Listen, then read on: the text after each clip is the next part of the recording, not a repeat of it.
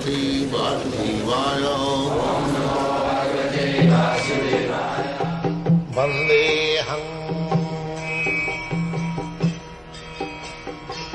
Shri Guru Shri Juta Padakamalam. Just like in the present life also, we enjoy the activities, the fruits of our activities.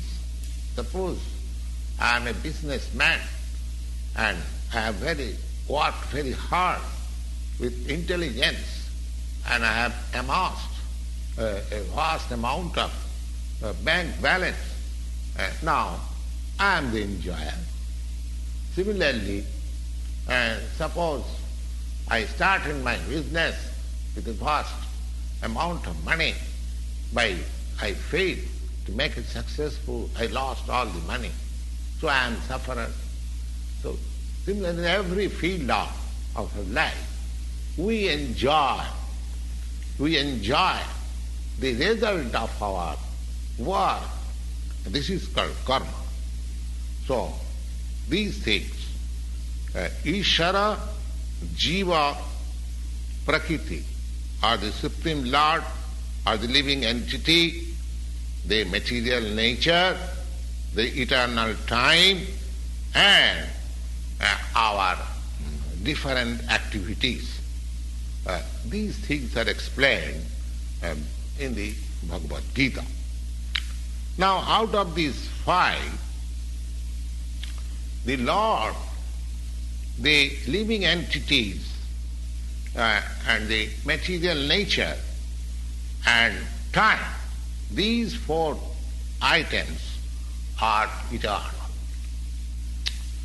Now, manifestation of Prakriti may be temporary, but it is not false. Some philosophers say that this manifestation of material nature is false. But according to the philosophy of Bhagavad Gita, or according to the philosophy of the Vaishnavas, they do not accept the manifestation of the world as false. They accept that the manifestation is real, but it is temporary. It is just like a cloud takes place in the sky and the rainy season begins, and after the rainy season there are so many new green vegetation all over the field we can see. And as soon as the rainy season is finished, and then the cloud is vanquished, generally, gradually, all this vegetation dry up, and again the land becomes barren. Similarly, this material manifestation takes place at a certain interval.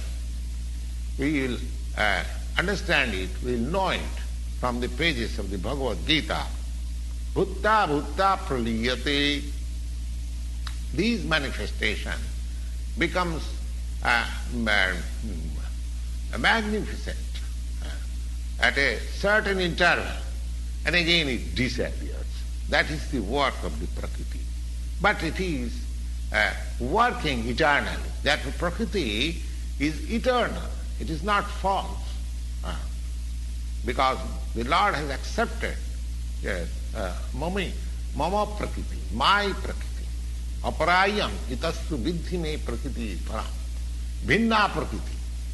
Bhinna Prakriti, apara Prakriti. This material nature is a separated energy of the Supreme Lord, and the living entities, they are also energy of the Supreme Lord, but they are not separated. They are eternally related. So the Lord, the living entity, the nature, material nature and time, they are all eternal. But the other item, karma, is not eternal. The effects of karma or activity may be very old. We are suffering or enjoying the results of our activities from a time immemorial. But still we can change the result of our karma or activity. That will depend on our perfect knowledge.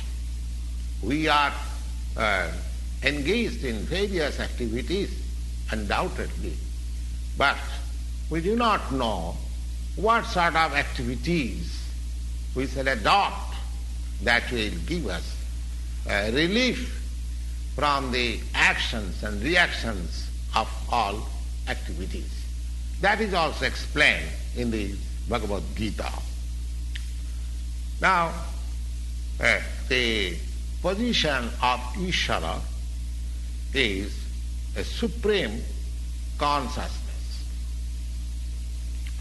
Position of Ishvara, the Supreme Lord, is supreme consciousness. And the jivas or the living entities, being parts and parcels of the Supreme Lord, he is also conscious. A living entity is also conscious. The living entity is explained as Prakriti, energy, and the material nature is also explained as Prakriti.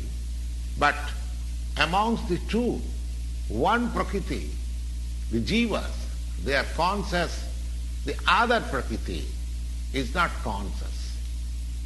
That is the difference. Therefore, the jiva Prakriti is called superior because the jiva has consciousness similar to the Lord. The Lord is supreme consciousness. One should not claim that a jiva, a living entity, is also supremely conscious. No. A living being cannot be supremely conscious at any stage of his perfection. This is a misleading theory. No, this is misleading theory. But he is conscious, that's all. But he is not supreme conscious.